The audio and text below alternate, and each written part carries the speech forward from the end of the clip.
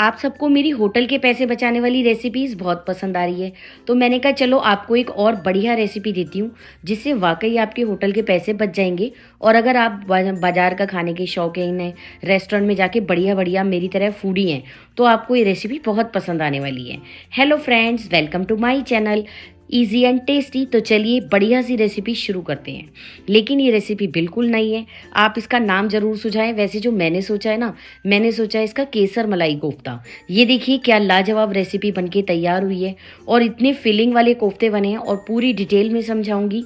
Recipe थोड़ी लंबी हो जाएगी लेकिन कोई बात नहीं, आपको अच्छे से समझ में आनी चाहिए और उसके बाद आप अपने घर में ट्राई करें ना, तो आप सबको मज़ा भी आना चाहिए। तो चलिए रेसिपी शुरू करते हैं। सबसे पहले 2 कप मैदा लिया है, आधा चम्मच नमक, 2 चम्मच के लगभग मिल्क पाउडर डाल देंगे। 2-3 चम्मच आप डाल सकते हैं। मिल्क पाउडर डालने से नान बहुत सॉफ्ट और फ्लफी बनते हैं। 1/4 टीस्पून इसके अंदर डाल देंगे बेकिंग सोडा, आधा चम्मच बेकिंग पाउडर डाल देंगे और इसमें डाल देंगे 1 चम्मच के लगभग शुगर। शुगर से हमारे नान में बहुत शाइन आती है, सुपर सॉफ्ट बनते हैं। सिर्फ 1 चम्मच ऑयल या देसी घी, जो आपका मन हो वो डाल लीजिए, मैंने ऑयल का इस्तेमाल किया है। 2 चम्मच के लगभग ताज़ा दही डाल देंगे और इसे इस तरह से बीच बीच में चलाते रहेंगे। इससे क्या होगा, सारा चीनी, बेकिंग पाउडर, बेकिंग सोडा सब अच्छे से मिक्स हो जाएंगे। उसके बाद हम इसे अच्छे से मिक्स कर देंगे सारे मैदा के अंदर। आप चाहें तो इसे खाली मैदा में या 1 कप मैदा और 1 कप गेहूं के आटे में भी बना सकते हैं। बस इस तरह से ये देखिए, अब इसको अच्छे से मिक्स कर लिया। अब मैंने हल्का गुनगुना दूध लिया है, क्योंकि मौसम थोड़ा सा ठंडा है, तो अगर हम गर्म दूध में गूंदेंगे ना, तो हमारा मैदा जो है वो जल्दी से वो हो जाएगा, खमीरा हो जाएगा इसके अंदर और हमारे लिए बनाना बहुत आसान रहेगा नान। आज मैं बनाऊंगी नान केसर मलाई कोफ्ता, बिल्कुल अलग तरीके से और बहुत आसान। आप बड़े आराम से इसे अपने घर में 1 से 1.5 घंटे के अंदर रेसिपी को तैयार कर लेंगे। आपसे झूठ नहीं बोलूंगी, 1 घंटा तो लगेगा ही। अब इसको हम ढककर किसी गर्म जगह पे रख देंगे। आप चाहें तो इसे हॉट केस में भी मैदा को गूंद के रख सकते हैं या ओवन में भी रख सकते हैं। बस ओवन को ऑन नहीं करना, बंद करके ही रख दीजिए। अब इतनी देर साथ में जो सलाद के तौर पे तैयार करेंगे ना, वो तैयार कर लेते हैं। ये है प्याज का एक अचार इंस्टेंट। इसकी रेसिपी मैंने पहले भी डाल दी है, तो फटाफट से बता रही हूँ। 5-6 प्याज लेंगे, इसके अंदर आधा चम्मच नॉर्मल नमक डाल देंगे, आधा चम्मच काला नमक डाल देंगे, साथ में 1 चम्मच लाल मिर्च और 1 चम्मच कश्मीरी लाल मिर्च पाउडर डाल देंगे। कश्मीरी लाल मिर्च से बहुत ही अच्छा कलर आएगा। अब इसके अंदर हम डाल देंगे 1 चम्मच के लगभग बारीक चॉप की हुई हरी मिर्ची, साथ में आधा चम्मच भुना हुआ जीरा पाउडर डाला है, 1 चम्मच मैंने इसमें अमचूर पाउडर डाला है, 1 चम्मच इसमें चाट मसाला डाला है। सारी चीज़ों का बहुत बढ़िया टेस्ट आता है। अगर आपके पास ये सारी चीज़ें हो तो ज़रूर डालिए, पर चाट मसाला ना हो तो अमचूर पाउडर थोड़ा ज़्यादा कर दीजिए। 1 से 2 हरी मिर्चों को बारीक चॉप किया वो डाल दिया, साथ में डाल दिया खूब सारा बारीक चॉप किया हुआ अदरक। बस अच्छे से मिक्स कर लेंगे। फटाफट से तैयार होने वाला अचार है। वैसे तो जितना मैंने खाना बनाया था हमारे घर में तो सारे उसी दिन ख़त्म हो गया था, लेकिन अगर आप चाहें तो इसे 2-3 दिन तक अच्छे किचन शेल्फ पे रख सकते हैं। 1 नींबू का रस निचोड़ देंगे और खूब सारा हरा धनिया डाल देंगे। अब आप चाहें तो ये तो आपकी सलाद तैयार है। और अगर इसे अचार का फॉर्म देना है तो 2 चम्मच सरसों का तेल गरम कीजिए, 1 चम्मच उसमें सौंफ डालिए, 1 चम्मच सरसों, 1 चम्मच कलौंजी, साथ में डाल देंगे 1 चम्मच धनिया दरदरा पिसा हुआ और थोड़ी सी हींग डाल देंगे। हींग थोड़ी ज़्यादा डालिए, बढ़िया टेस्ट आएगा। अब इसे फटाफट से हमारी प्याज की सलाद के ऊपर पलट देंगे। बढ़िया प्याज का इंस्टेंट अचार तैयार है। उसी समय बनाइए और उसी समय खाइए, रखने का कोई झंझट ही नहीं है। बढ़िया अचार तैयार हो गया ना, तो चलिए अब इसको हम प्लेट में रख लेते हैं। इसको आराम से आप एयर टाइट कंटेनर में, ध्यान रखें कि फ्रिज में रखना हो तो एयर टाइट कंटेनर में, क्योंकि प्याज है ना, नहीं तो पूरे फ्रिज में स्मेल हो जाएगी। इस अचार का टेस्ट भी बहुत ज़बरदस्त है और लुक भी बहुत ज़बरदस्त है। किसी और सलाद की आपको ज़रूरत ही नहीं पड़ेगी। तो चलिए अब तड़का बना लेते हैं। इसके लिए मैंने सिर्फ आधा गिलास के लगभग पानी लिया है, 1 इंच दालचीनी का टुकड़ा, 3-4 छोटी इलायची, 1 चक्र फूल डाल देंगे, 3-4 लौंग डाल देंगे, 1 तेज पत्ता डाल देंगे। अगर आपके पास कोई भी खड़ा मसाला अवेलेबल ना हो तो आप उसको स्किप कर दीजिए। 15 से 20 काली मिर्चें डाल देंगे। अच्छे से इसके अंदर 10 काजू थे, मैंने टोटल 15 काजू का इस्तेमाल किया है। 10 या 12 काजू को बीच में से टुकड़ा करके डाला है। 2 छोटी लाल मिर्च हरी मिर्चें डाल दी हैं, 1 इंच अदरक का टुकड़ा और 8-10 लहसुन की कलियां, 2 बड़े साइज़ के प्याज इसके अंदर डाल दिए। इसको हम अच्छे से बॉयल होने के लिए रख देंगे। लेकिन 1 चम्मच इसमें पहले छोटा वाला जीरा और डालेंगे, 1 चम्मच धनिया डाल देंगे, दरदरा या साबुत जैसा आपके पास मौजूद हो, क्योंकि बाद में हमें इसमें कोई भी मसाला नहीं डालना है, तो सारे मसाले हम अभी इस्तेमाल करेंगे। 1 चम्मच नमक, थोड़े खड़े मसाले मैंने इसमें ज़्यादा डाले हैं क्यों? क्योंकि हम इसमें बाद में किसी भी मसाले का इस्तेमाल ग्रेवी में नहीं करेंगे। उससे क्या होता है, ग्रेवी का कलर ख़राब हो जाता है। 2 से 3 मिनट तक इसे अच्छे से बॉईल कर लेंगे। ये देखिए सारी चीज़ें अच्छे से बॉईल हो गई हैं और पानी लगभग ख़त्म हो गया है। अब हम इसे ढककर रख देंगे और ठंडा होने देंगे। ठंडा होने के बाद पीस लेंगे। इतनी देर हम फिलिंग तैयार कर लेते हैं कोफ्ते की। तो मैंने लिया है 100 ग्राम के लगभग खोया, उसमें 1 इंच अदरक बारीक चॉप करके डाला है, 2-3 हरी मिर्चें, 4-5 काजू, 4-5 बादाम, 3-4 पिस्ते डाल दिए और 15-20 किशमिश, उनको भी बीच में से काट काट के डाला है। क्योंकि अगर आप किशमिश कोफ्ते में साबुत भरोगे ना, तो तेल में डालने के बाद किशमिश क्या होगा, फूलेगा और उससे डर रहेगा फटने का। बिल्कुल 1 पिंच के लगभग मैंने इसके अंदर लाल फूड कलर डाला है, क्या ताकि केसर वाला कलर आ जाए, और 1 चम्मच चाट मसाला डाला है, 10 या 12 केसर के धागे डाले हैं, थोड़ा सा हरा धनिया डाल दिया। अब सारी चीज़ों को अच्छे से मिक्स करेंगे, लेकिन उससे पहले स्वाद के अनुसार बिल्कुल थोड़ा सा नमक डालना है। नमक बहुत थोड़ा डालना है ताकि बस अंदर से फिलिंग हमें फीकी ना लगे। सारी चीज़ों को अच्छे से मिक्स कर लेंगे, कोई पानी नहीं डालना या कोई और चीज़ नहीं डालनी है। अगर केसर ना हो तो आप इसकी जगह केवल फूड कलर का इस्तेमाल कर सकते हैं। अब वरना जैसे आपका मन करे वैसे आप बना सकते हैं। घर में ही बनाना है, मुझे तो रेसिपी बनानी है, इसलिए हर चीज़ को सामान को रखना भी होता है और सारी चीज़ों को ध्यान से इस्तेमाल भी करना होता है, ताकि आप रेसिपी को बिल्कुल परफेक्ट बना सकें। अगर आप सबको रेसिपी पसंद आए तो प्लीज़ चैनल को लाइक, शेयर और सब्सक्राइब जरूर कर दीजिएगा।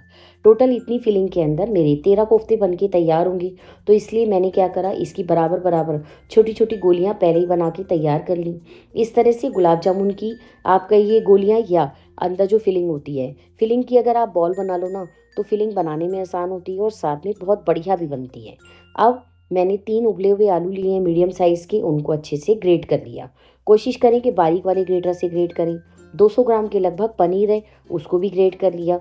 बहुत कम सामान में बनता है, आप चिंता ना कीजिए आपको सामान ज़्यादा लग रहा होगा, लेकिन आप खुद सोचिए कि बहुत सारे लोगों का खाना बनाएं। आप अपने हिसाब से थोड़ा सा कम या ज़्यादा कर सकते हैं।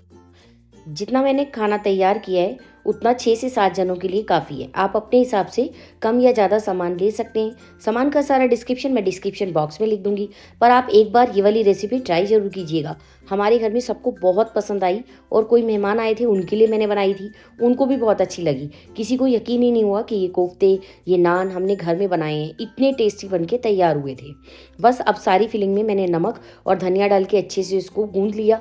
अब इसके अंदर 2-3 चम्मच मैंने मैदा भी डाला है, थोड़ा सा बिल्कुल छोटे वाले चम्मच, ताकि इसकी फिलिंग जो है वो तेल में डालते समय फटे ना।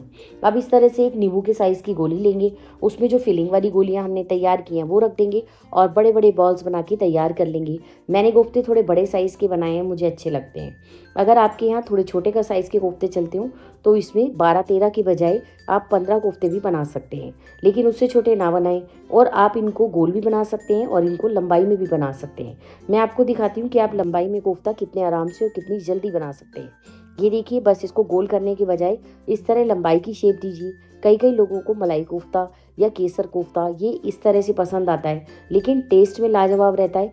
टेस्ट से कुछ फ़र्क नहीं पड़ता, आप इस तरह लंबा बेल सिलेंड्रिकल भी बना सकते हैं और गोल भी, पर आज तो मैंने गोल ही बनाए हैं। ये देखिए, ये सिलेंड्रिकल भी बहुत अच्छे बनेंगे। और अगर आपको गोल बनाना हो तो ये देखिए, परफेक्ट हमारा जो है मलाई कोफ्ता बन के तैयार हो जाएगा।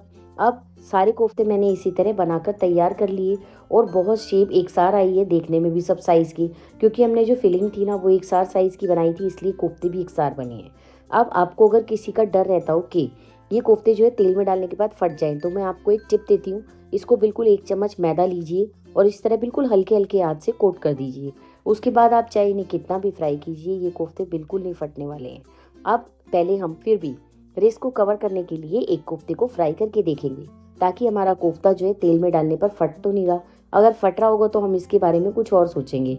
वैसे तो अब क्या ही सोचेंगे, पर मेरे को तो एक्सपीरियंस है, ऐसे फटता नहीं है। आप पहले एक कोफ्ता बनाइए, क्योंकि आपको वीडियो नहीं बनानी है, तो आप एक कोफ्ता बनाइए, उसको फ्राई करके देख लीजिए। ये देखिए, बिल्कुल नहीं फटा। अगर आपको लगे कोफ्ता फट रहा है तो आप अपने जो आलू और पनीर का वो है ना बैटर, यानी डो, उसके अंदर आप 1 चम्मच मैदा और मिला दीजिए। वैसे मुझे बिल्कुल ज़रूरत नहीं पड़ी, मैंने तो आपके सामने सारे कोफ्ते पहले बनाए हैं। अब रेसिपी तो आपको पसंद आई गई होगी, तो प्लीज़ एक प्यारा सा लाइक कीजिए, एक अच्छा सा कमेंट भी कर दीजिए, और पसंद आ गई हो तो बेल आइकन भी प्रेस कर दीजिए, ताकि मैं जो भी रेसिपीज़ अपलोड करूँ उन सबका नोटिफिकेशन आपको सबसे पहले मिल जाए। और आप सबसे पहले जाकर वो सारी की सारी रेसिपीज़ को देख पाएँ और नई नई रेसिपीज़ को अपने घर में ट्राई कर पाएँ। मैं आपको लंच और डिनर की बहुत बढ़िया आइडियाज़ देती हूँ, आगे भी इसी तरह देती रहूँगी। तो चलिए, एक कोफ्ता तल के तैयार किया, बड़े आराम से तला जा रहा था, तो अब तो बाकी आराम से मैंने 2 बैच में 6-6 करके दोनों कोफ्ते दोनों बैच में तल लिए हैं। बहुत ज़्यादा हम तेल में नहीं डालेंगे, क्योंकि मैंने तेल भी कढ़ाई में कम डाला है। अगर आप ज़्यादा तेल डालेंगी तो उससे तेल भी तो वेस्ट होगा, और दूसरी बात, कोफ्ते अगर एक आधा कोई फट गया तो सारे तेल को ख़राब कर देगा। तो इसलिए आराम से, जब तक इनके ऊपर हल्का हल्का गोल्डन कलर आ जाए तब तक इन्हें पलटने की कोशिश ना करें। गैस का फ्लेम हमेशा मीडियम और हाई के बीच में रखें, बहुत लो पे नहीं तलना है। और आप बिल्कुल बेफिक्र रहें, इनके अंदर बिल्कुल भी ऑयल एब्जॉर्ब नहीं होगा। ये देखिए कितने अच्छे एकदम से 3 या 4 मिनट के अंदर ये सुनहरे होने लगे हैं। अच्छे से इनको गोल्डन कीजिए, बस हमारे कोफ्ते जो हैं वो फ्राई होके तैयार हैं। आप चाहें तो इन्हें पहले दिन बना के रख सकते हैं और अगले और ग्रेवी तैयार करके रख सकते हैं। और जब आपको सर्व करना हो ना, ग्रेवी को तेज़ गर्म कीजिए और कोफ्ते के ऊपर डाल दीजिए। बस हाँ, इस बात का ध्यान रखें कि कोफ्ते को एक बार फिर से फ्राई कर लें, अगर अगले दिन आपको देना हो तो। बस हमारे बहुत बढ़िया कोफ्ते जो है बनकर तैयार है। ये देखिए गोल मटोल बॉल्स कितनी प्यारी लग रही हैं। इतनी देर जो तड़का था वो ठंडा हो गया है। अब इसमें से मैंने तेज पत्ता और दालचीनी निकाल दी है और पानी को छानकर हम मिक्सी के जार में डाल देंगे। आप उस पानी का इस्तेमाल दाल वगैरह को दाल में डालने में कर सकते हैं, क्योंकि इसमें खड़े मसालों का बहुत ज़्यादा असर है। चक्र फूल को भी हम इसी में पीस देंगे, बहुत बढ़िया सौंफ का टेस्ट आता है। अब 1 चम्मच के लगभग मैंने खोया इसमें और डाला है, और साथ में हम इसके अंदर डाल देंगे 2 से 3 चम्मच ताज़ा दही। आप बेफिक्र रहें, दही फटेगा नहीं, क्योंकि हमने खोया डाला है और काजू। उससे क्या होगा, क्योंकि हमें इसमें टमाटर का इस्तेमाल नहीं करना ना, तो इस वजह से हमें दही तो डालना पड़ेगा, ताकि इसका एक अच्छा सा रिच टेक्सचर भी आए और क्रीमी फ्लेवर भी आए। ये देखिए कोफ्ता कितना ज़्यादा भरा हुआ है और आउटर लेयर कितनी पतली है। बिल्कुल भी आपको ऐसा नहीं लगेगा कि कोफ्ता जो है कच्चा है या अंदर से सिका हुआ नहीं है। और ग्रेवी पीस कर मैंने छान ली है। छान जरूर लें, वरना क्या होगा, थोड़ा बहुत खड़े मसालों में से और अदरक के छिलके वगैरह रह जाते हैं ना, धागे, तो उससे कभी कभी टेस्ट लोगों को अच्छा नहीं लगता। और बनानी तो बिल्कुल रेस्टोरेंट जैसी है, तो सारी सावधानियां बरतनी है। अब बचे हुए तेल के अंदर सिर्फ 1 चम्मच मैंने तेल छोड़ा है। वापस से जो तेज पत्ता और हमारी दालचीनी थी वो डाल दिया और ग्रेवी पलट दी। इस ग्रेवी को बहुत ज़्यादा हमें पकाना नहीं है, ऑलरेडी सब चीज़ पकी हुई है। स्वाद के अनुसार आधा चम्मच नमक, और मलाई कोफ्ता थोड़ा सा मीठा होता है तो मैंने आधा चम्मच चीनी डाल दी है। अच्छे से मिक्स करेंगे। अब नाम ही मलाई कोफ्ता है, बिना मलाई के तो मानेगा नहीं। तो इसके अंदर घर में भी आपकी जो भी दूध के ऊपर लेयर आती है ना मलाई की, बस 2 चम्मच से 3 चम्मच के लगभग इसमें डाल दीजिए। और अगर ना हो तो आप फ्रेश क्रीम का इस्तेमाल भी कर सकते हैं। अच्छे से मिक्स कीजिए और सिर्फ 2 से 3 मिनट तक हमें इसे पकाना है। बहुत ज़्यादा इस ग्रेवी को नहीं पकाना होता, क्योंकि ये वाइट ग्रेवी और ना ही हमें इसके अंदर टमाटर डालना होता है। आधा चम्मच कसूरी मेथी डाल दी है, ये इसका फ्लेवर बहुत ज़्यादा बढ़ा देगी और कलर भी बहुत सुंदर आया है। देखिए ग्रेवी का कलर एकदम वाइट होना चाहिए, अगर ग्रेवी वाइट बना रहे हैं, और आपके सामने ग्रेवी का कलर बिल्कुल वाइट है। अब मैंने इसे ढककर 1 से 1.5 मिनट पकाया है। हमारी ग्रेवी तैयार है। जो मलाई डाली थी उसकी वजह से इसके अंदर काफ़ी जो घी है वो रिलीज़ हो गया है। बढ़िया ग्रेवी बनी हुई है। और ये देखिए आपके सामने सुपर सॉफ्ट क्रीमी ग्रेवी है। थोड़ा सा इस समय मुझे लग रहा है गाढ़ी हो गई है। अगर आपको भी ऐसा लगे तो आप थोड़ा इसके अंदर पानी जो है गर्म करके डाल सकते हैं। अब इतनी देर जो हमारा मैदा हमने गूंद कर रखा था वो भी तैयार है। ये देखिए इसके अंदर कितनी जाली बन रही है। दैट मीन्स हमारे परफेक्ट फूले फूले नान बनेंगे। अब आप अपनी मर्जी के अकॉर्डिंग थोड़े से बड़े या छोटे, जैसे नान आप बनाना चाहते हैं वैसे बनाइए। बस नान बनाने के लिए इस बात का ध्यान रखें कि उसे बिल्कुल पतला बेलें। हम नान को थोड़ा मोटा बेल देते हैं ना, तो उससे वो मोटे मोटे नान बनते हैं, वो कम अच्छे लगते हैं। और बिल्कुल बाजार जैसा लुक देने के लिए मैंने बेलने के बाद इसे एक साइड से खींच दीजिए। ये देखिए बिल्कुल परफेक्ट शेप आ रही है ना। आज हम नान भी केसर वाले बनाएंगे। इसके लिए मैंने क्या किया, थोड़ी सी कलौंजी डाल दी है और साथ में थोड़ा सा बिल्कुल बारीक चॉप किया हुआ धनिया बिल्कुल कम डालें, वरना सेकते समय जलने के बाद काला काला लगता है। और थोड़ा सा मैंने पानी के अंदर केसर को डिप करके रखा है, तो उसका छींटा दे दिया और 2-4 केसर के धागे। तो बस देखने वालों के लिए बढ़िया शाही रेसिपी तैयार है। और इतनी देखने में अच्छी लग रही थी ना, एक बार बेलन को हल्के हाथ से चला लेंगे ताकि ये सब चीज़ें चिपक जाए। अब इसे पलटेंगे, एक बार फिर से प्रेस करके चलाएंगे और थोड़ा सा पानी लेंगे रूम टेम्परेचर का, और अच्छे से इसको नान को पीछे की तरफ से गीला करें, क्योंकि तवे पे चिपकाने के लिए अच्छे से इसे गीला करना ज़रूरी है। और इसे अब तवे पे पलट के चिपका देंगे इस तरह से। ये देखिए बस हमारा बढ़िया नान जो है इस तरह तैयार हो जाएगा। जब एक तरफ से ये सिक जाए और फूलने लगेगा, अपने आप इसकी पहचान होती है। तो ये देखिए धीरे धीरे इसके अंदर जो बबल्स हैं वो बनने लगे हैं। इसका मतलब हमारा नान परफेक्टली फूल रहा है। तो अब इसे पलट कर दूसरी तरफ से इस तरह सेक लेंगे। अरे ये देखिए, ये थोड़ा कम अच्छे से चिपका था ना, तो ये पलट के गिर गया। कोई बात नहीं, इसको हम पीछे से तो ये हमारा अच्छे से सीख गया है। इस तरह से आप सीख सकते हैं। कभी कभी ऐसे हो जाता है, तो ये आपके साथ भी हो जाएगा। लेकिन अगर आप इसे अच्छे से पानी से, बस इसीलिए मैंने आपको दिखाया है कि इसे पानी से अच्छे से चिपकाइए। ये देखिए पीछे से और आगे से कितना अच्छा हमारा नान जो है बनके तैयार है। बस फटाफट से इस पर बटर की एक लेयर कीजिए, बढ़िया सी लेयर बनाइए बटर की या मक्खन या देसी घी। मैंने तो आज देसी घी का इस्तेमाल किया है। और गर्मा गर्म नान सबको सर्व कीजिए। सारे नान इसी तरह से फूले फूले नरम और मुलायम बने थे और केसर की वजह से इनका कलर बहुत सुंदर आया है। इसी तरह बाकी के नान भी आप सेक कर तैयार कर सकते हैं।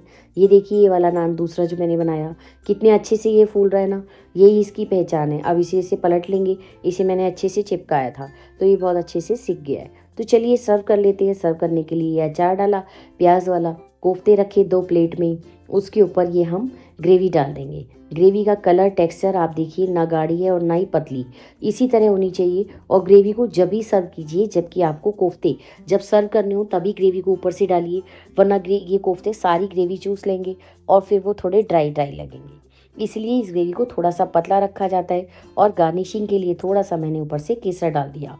बहुत बढ़िया थाली, देखने में ही अच्छी लग रही है, इतनी टेम्पटिंग कि मुझसे तो कंट्रोल नहीं हो रहा। वैसे मैं सबको खाना खिला चुकी हूँ, तो अब मेरी बारी है, तो मैं तो आपके सामने ही खा के दिखाऊंगी। 1 या 2 ग्राई आपका भी देख के मन कराए और आप भी अपने घर में इसको ट्राई करें।